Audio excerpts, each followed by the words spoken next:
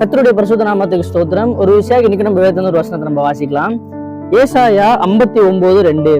உங்கள் அக்கிரமங்களே உங்களுக்கும் உங்கள் தேவனுக்கும் நடுவாக பிரிவினை உண்டாக்குகிறது. உங்கள் பாவங்களே அவர் உங்களுக்கு செவி கொடாதபடிக்கு அவருடைய முகத்தை உங்களுக்கு மறைக்கிறது. இன்னைக்கு நம்ம இந்த வசனத்தை கொஞ்சம் கூர்ந்து கவனிப்போம் அப்படின்னா, இன்னைக்கு ஆண்டவர்கிட்ட இருந்து வர ஆசீர்வாதங்களை இன்னைக்கு நம்ம பெற முடியாத ஒரு இக்கட்டான ஒரு நிலைமையில இருக்கிறோம் அப்படின்னா அதுக்கு என்ன காரணம்? உங்களை நீங்களே ஒரு கொஸ்டின் மார்க் கூட கேட்டுக்கோங்க. இன்னைக்கு என்ன காரணம்? ஆண்டவர்கிட்ட இருந்து வர கிருபை இன்னைக்கு நம்மளுக்கு முழுசா கிடைக்கல அப்படின்னா அதுக்கு என்ன காரணம்? கொஞ்சம் நல்லா கூர்ந்து கவனிங்களா, என்ன காரணமா இருக்கும்? உள்ள நீங்க நினைக்கிறீங்களா, நான் ஜெபம் பண்ணின்னு தான் இருக்கேன், நான் உபவாசம் பண்ணின்னு தான் இருக்கேன், ஆனா ஆண்டவர் காது கேட்க மாட்டேங்குது, ஆண்டவர் நீங்க செய்ய மாட்டேன், ஆண்டவர் நீங்க குறை சொல்றீங்களா? தயவு செஞ்சு அப்படி சொல்லாதீங்க. ஏன்னா வசனம் தெளிவா சொல்லுது, நம்மளுடைய பாவங்களும் நம்மளோட அக்கிரமங்களும் தான் என்ன பண்ணுதான் ஆண்டவரோட ஆசீர்வாதங்களையும் ஆண்டவரோட கிருபைகளையும் நம்மளால பெற்றுக்கொள்ள முடியல.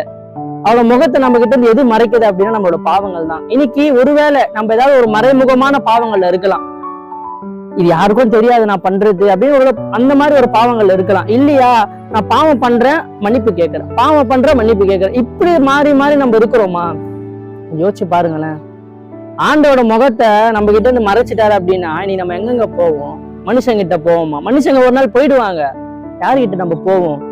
இன்னைக்கு நம்ம மறிச்சோம் அப்படின்னா, இன்னைக்கு நம்ம இறந்தோம் அப்படின்னா நம்ம யாருகிட்ட போவோம்? ஆண்டவர்கிட்ட தான். அப்ப ஆண்டவர் நம்மளை கணக்கு கேட்பாரு. இன்னைக்கு நம்மளுக்கு ரொம்ப பிடிச்சமான ஒருத்தவங்க இருக்கிறாங்க, நம்ம நண்பர்களா இருக்கலாம், இல்ல நம்ம உறவினர்களா இருக்கலாம், இல்ல நம்மளுக்கு ரொம்ப க்ளோஸ் ஃப்ரெண்டா கூட அவங்க இருக்கலாம். இன்னைக்கு அவங்க வந்து நம்ம கிட்ட மூஞ்ச திருப்பிக்கிட்டாங்க, இல்ல நம்ம மேல ஏதோ ஒரு மனஸ்தாபத்துல இருக்கிறாங்க அப்படின்னும் போது நீங்க என்ன பண்ணுவீங்க? அவங்க பேச வைக்கணும்னா, நீங்க ஏதாவது தப்பு பண்ணியிருந்தீங்கன்னா என்ன மன்னிச்சிரு, அவங்களுக்கு ஏதாவது வாங்கி தருவீங்க, இல்ல மன்னிப்பு கேட்பீங்க, இல்ல காலை கூட விழுவீங்க.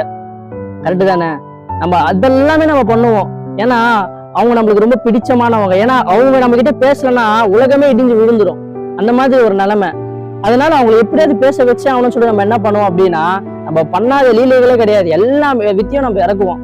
ஆனா மனுஷங்களுக்கே நம்ம இப்படி பண்ணா நம்மளை உண்டாக்குன கர்த்தருக்கு நம்ம என்னங்க பண்ணணும்? யோசிச்சு பாருங்க. அதனால நம்ம கொஞ்சம் மாத்திக்கலாம். கண்டிப்பா கர்த்தர் பெரிய காரியங்களை உங்க வாழ்க்கையில செய்வாரு. கர்த்தர் தாமே உங்களை ஆசீர்வதிப்பாராக. ஆமென்.